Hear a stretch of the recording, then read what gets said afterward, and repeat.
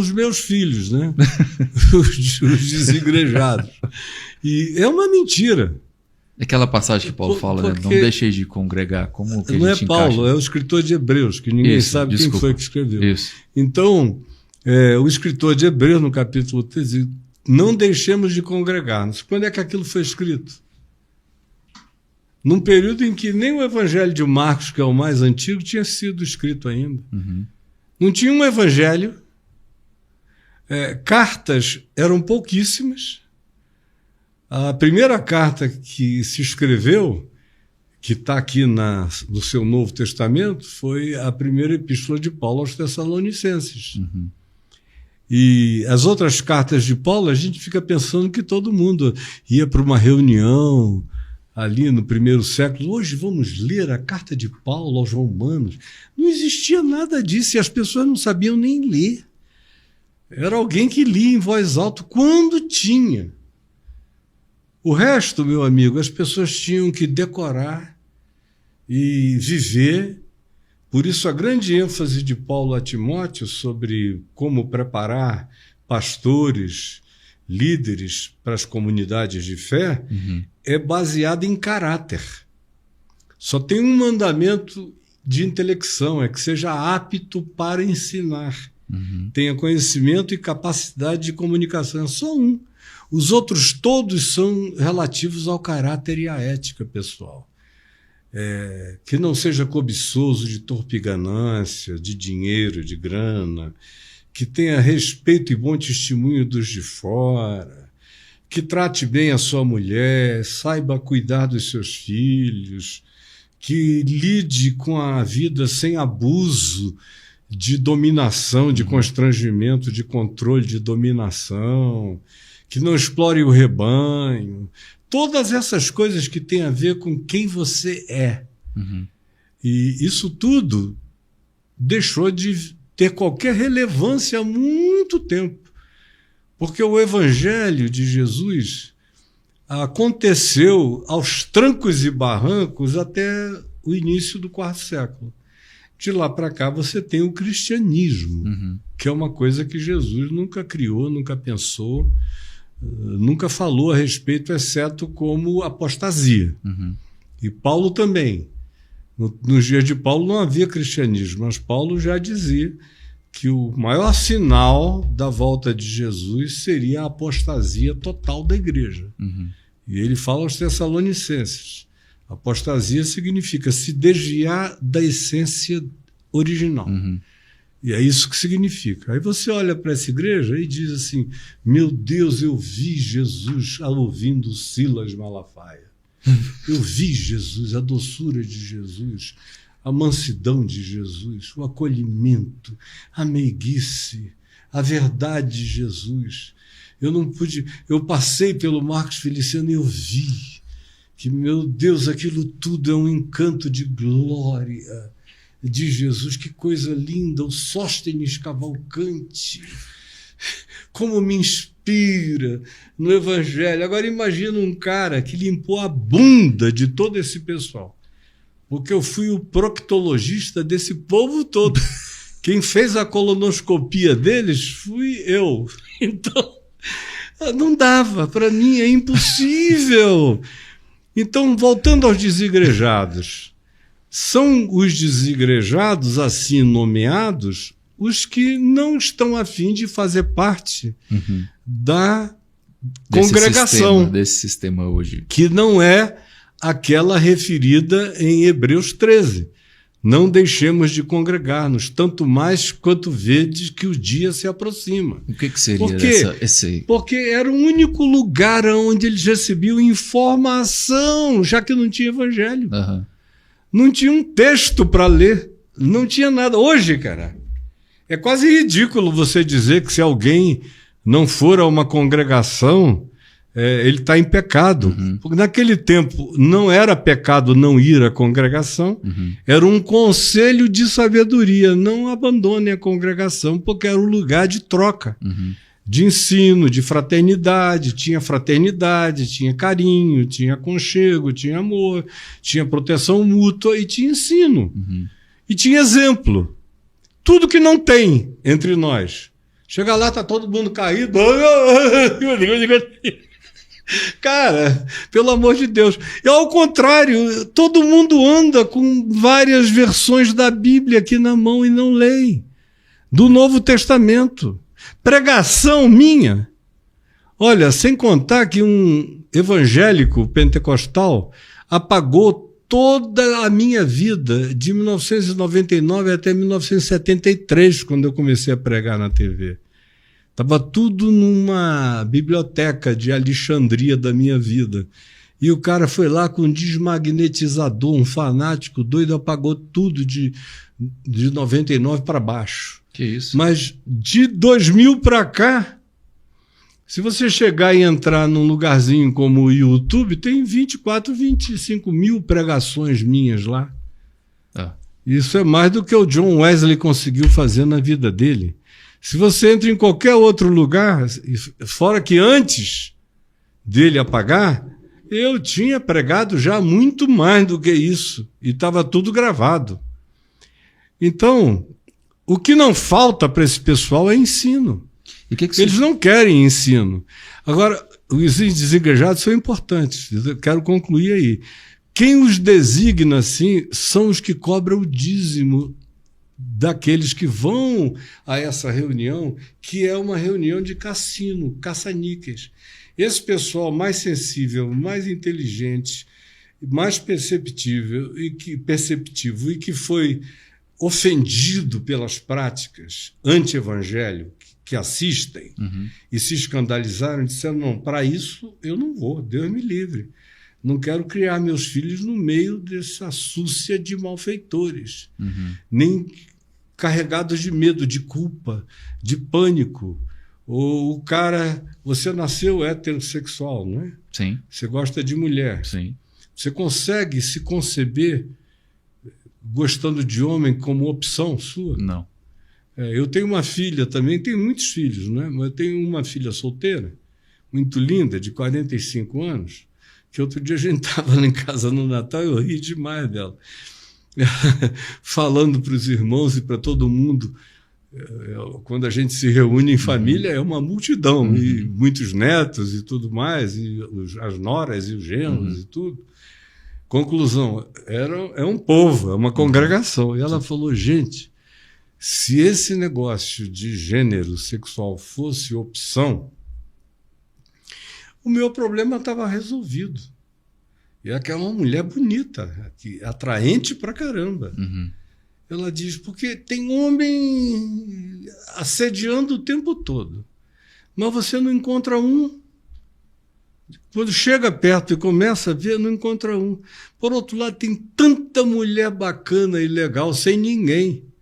Grandes amigas, honestas, sinceras, procurando a mesma coisa.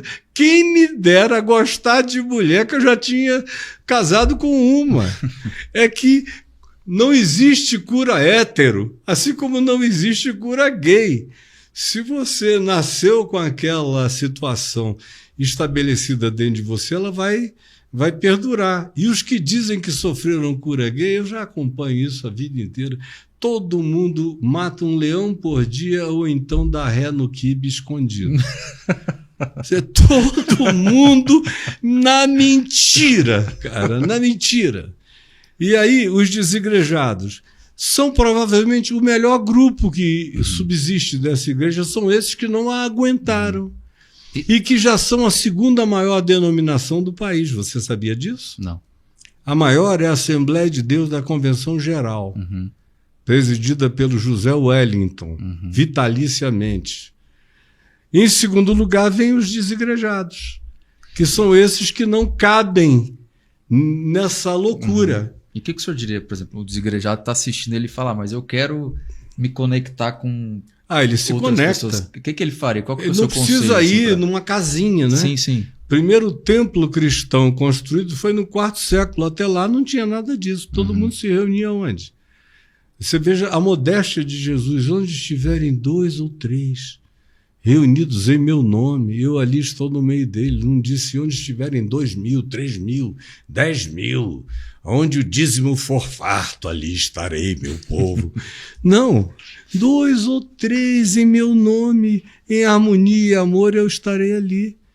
Então, essa história, essa necessidade é uma provocação artificial criada por quem precisa que você vá a um lugar para deixar seu dízimo de qualquer maneira. Porque com boa intenção, a maioria desses pastores, você viu, que nem na pandemia eles queriam fechar as igrejas. Por quê?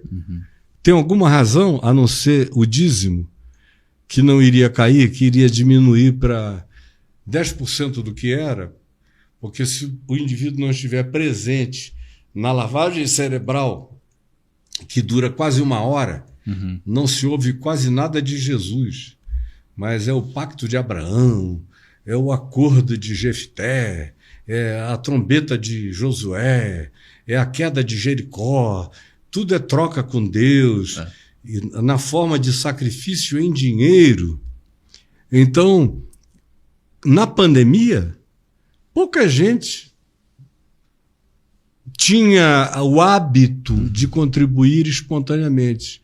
Eles já estão condicionados a irem para aquele lugar, receber aquela lavagem cerebral e deixar a grana ali numa troca, numa barganha permanente. Você veja que as igrejas presbiterianas e batistas e as metodistas, as que têm mais história, não brigaram em relação a não fechar os templos na pandemia. Foram as pentecostais e as neopentecostais. É o pessoal que arranca grana na marra, no peito e na raça. O Silas disse, venham fechar a minha igreja que eu quero ver. Sabe qual foi o grupo que mais morreu gente e perdeu gente na pandemia? Os evangélicos. Foi? Foi o grupo que mais morreu, foram os crentes e os pastores. Não sabia. Estatística é uma bênção quando a pessoa se interessa nos resultados disso tudo. É que eles encobrem porque eles não querem que ninguém veja.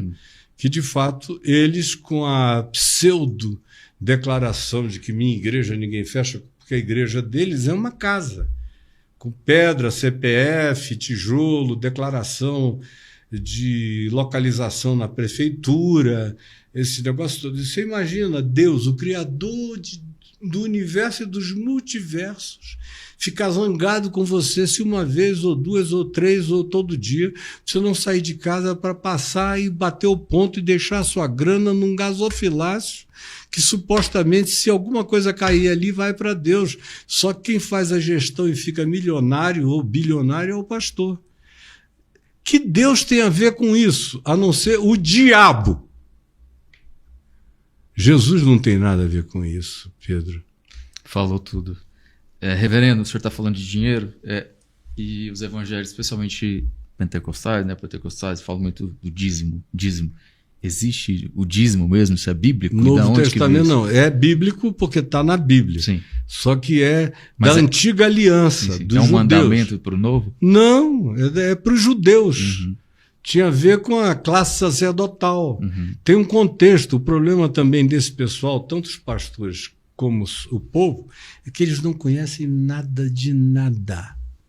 Hoje eu saí de casa com um garoto pegando o show do Alok lá em Copacabana, que foi lindo, com aquele pão de açúcar feito de drones, com o Cristo Redentor saindo da água, na escuridão do mar, saindo lindo da água, tudo em drone.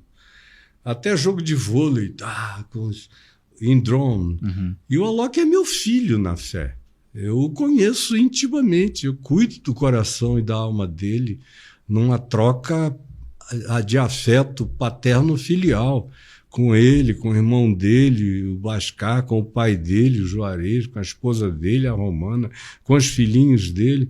Aí tá lá o garoto, gente, olha isso aqui que esse Alok fez, um crentalhão desses, na praia, olhem só. Aí tá lá aquela coisa linda saindo.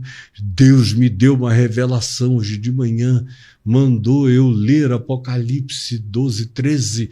E aí, olha aqui, saindo da água, esse Cristo é a besta que emerge do mar. Aí vai. Rapaz, eu fico vendo...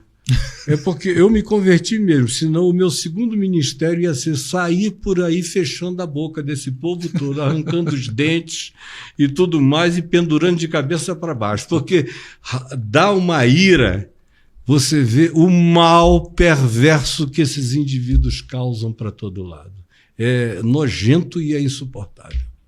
Então, para quem está assistindo, reverendo, o dízimo é coisa do Velho Testamento para os levitas, né? O Novo Testamento é espontaneidade. É conforme o coração, não é isso? Está escrito para todo lado. Jesus disse isso, Paulo disse isso, todos os apóstolos disseram isso, a história mostra isso, Atos dos Apóstolos mostra isso. É porque para eles o Velho Testamento está em pé de igualdade ou até superior a Jesus. Uhum. Então, eles leem Jesus a partir do Velho Testamento e não o Velho Testamento a partir de Jesus. Eles querem ignorar e ignoram, não por desconhecerem, mas por abandonarem deliberadamente todas as afirmações de que aquilo tudo passou, que era sombra do que havia de vir.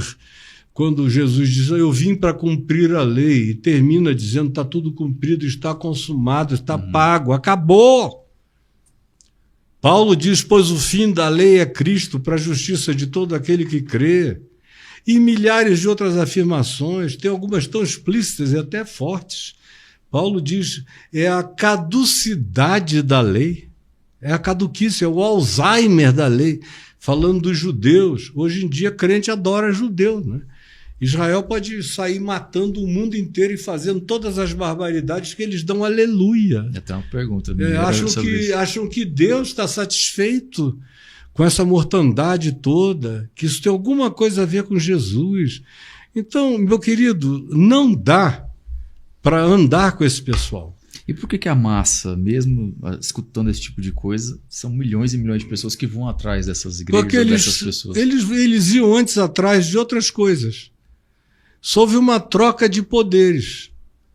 Então, eles antes faziam alguns outros ritos também para obter ou manifestar poder.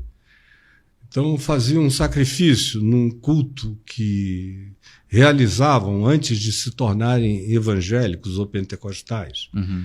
E era sempre querendo prosperidade, riqueza, saúde e tal. Aí vieram os evangélicos com essa mesma oferta, especialmente a igreja pentecostal, e a neopentecostal se especializou nisso.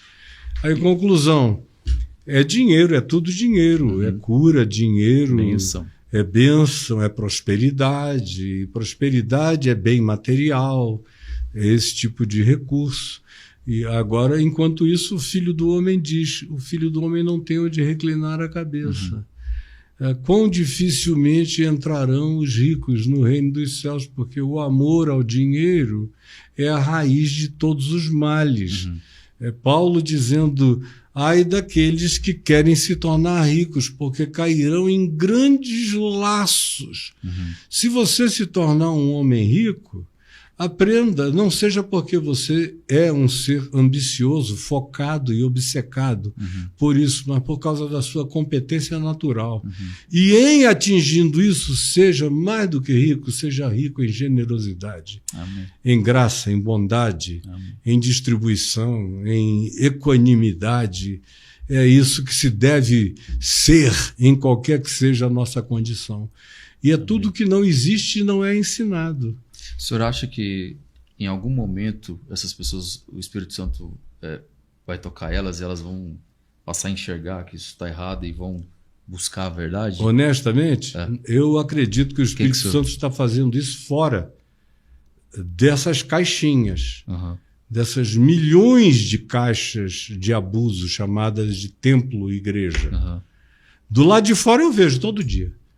Cada ateu lindo se convertendo, agnósticos, gente, comediantes, atores, atrizes, gente se convertendo lindamente para Jesus e não quer, graças a Deus, nada com essas igrejas.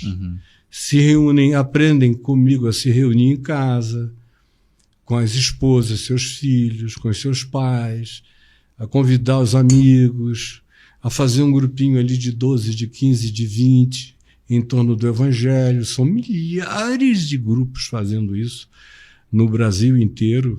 E isso eu vejo como sendo o grande manifestar do Espírito de Deus hoje e nos anos por vir. Isso não vai acontecer dentro das igrejas. As igrejas vão continuar.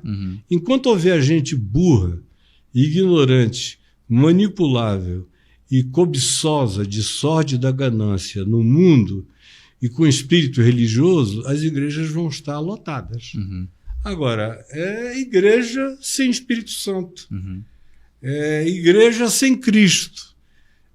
Jesus está do lado de fora, como na igreja de Laodiceia. Eis que eu estou à porta e bato. Se alguém aí dentro ouvir a minha voz e abrir a porta, eu entrarei na sua casa pessoal e cearei com ele, ele comigo. Mas Jesus não tem nenhum compromisso com a igreja. Qual era a igreja de Jesus?